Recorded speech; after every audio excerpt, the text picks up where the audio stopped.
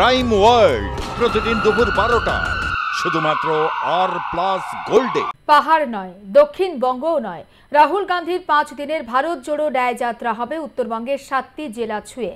তার আগেই তুঙ্গে রাজনৈতিক চর্চা। ন্যায় যাত্রার আগে পরস্পরকে বিঁধছে কংগ্রেস তৃণমূল। দুই দলকেই আক্রমণ শানিয়েছে বিজেপি। পাহাড় নয়, দক্ষিণবঙ্গও নয়, রাহুল গান্ধীর 5 দিনের ভারত জোড়ো ন্যায় যাত্রা হবে উত্তরবঙ্গের 7 জেলা ছুঁয়ে। 14 জানুয়ারি রাহুল গান্ধীর নেতৃত্বে মণিপুর থেকে শুরু হচ্ছে ভারত জোড়ো ন্যায় যাত্রা। শেষ হবে মুম্বাইয়ে। 25 অথবা 26 জানুয়ারি কোচবিহারের বক্সিরহাটে আসার কথা। প্রথম পর্বে কোচবিহার, জলপাইগুড়ি, ময়নাগুড়ি, শিলিগুড়ি, বাগডোগরা, নকশালবাড়ি, খড়িবাড়ি। শিলিগুড়ি, বাগডোগরা, নকশালবাড়ি, খড়িবাড়ি হয়ে রাহুলের যাত্রা ঢুকবে বিহারের পূর্ণিয়ায়। রোড শোর সঙ্গে সুযোগ মতো হবে পদযাত্রা, চলবে জনসংযোগ। ফাঁকে ফাঁকে ভাষণও দিতে পারেন রাহুল গান্ধী।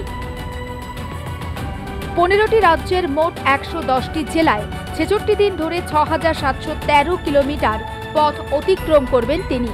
বঙ্গে রাহুলের এই ভারত জোড়ো ন্যায় যাত্রা নিয়ে তুঙ্গে উঠেছে রাজনৈতিক চর্চা।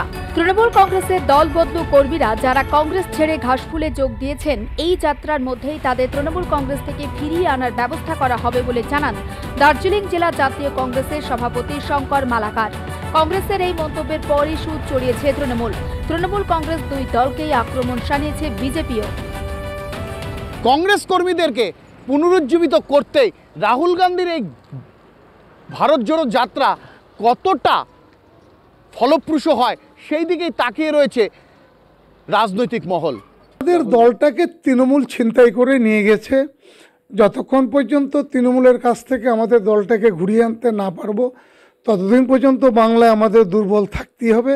এটা অস্বীকার করার কোনো জায়গা নেই। বাংলায় আমরা দুর্বল, তবে ঘুরে দাঁড়ানোর চেষ্টা করছি। রাহুল গান্ধী আসাটা আমাদের একটা আলাদা মাত্রা দিবে, একটা অক্সিজেন দিবে। তার জন্য রাহুল গান্ধীর প্রোগ্রামের প্রস্তুতি আমরা সারা ভারতব্যাপী নিচ্ছি। তার সাথে উত্তরবঙ্গকে আলাদা করে দেখার কোনো কারণ নেই, কারণ কর্মসূচিটা হচ্ছে মণিপুর টু মুম্বাই। নিজের ধারণা রাহুল গান্ধীর এই যে ভারত জোড়ো বা ন্যায় যাত্রা নিঃসন্দেহে আজকের এই রাজনৈতিক ক্রান্তিকালে, এই দুঃসময় নিশ্চয়ই এটা শান্তির, মৈত্রীর, সংহতির একটা বার্তা মানুষের কাছে নিয়ে যাবে।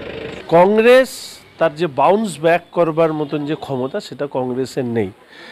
হাঁটাহাঁটি করলে একটু হয়তো শারীরিক উত্তাপ বাড়বে, কিন্তু কংগ্রেসের কোনো আসন বাড়বে বলে আমরা মনে করি না।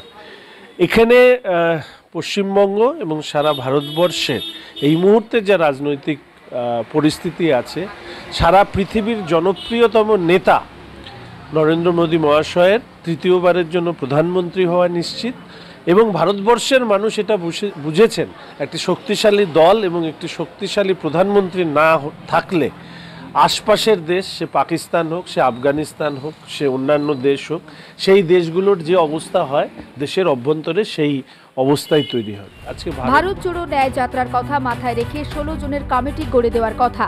যাত্রার যাবতীয় দায়িত্ব থাকবে এই কমিটির হাতে। 24 লোকসভা নির্বাচনে দিল্লিতে ঘরোয়াভাবে জোট আলোচনা শুরু হলেও বঙ্গে রাহুল গান্ধীর এই ভারত জোড়ো ন্যায় যাত্রা ভালো চোখে দেখছে না শাসক দল।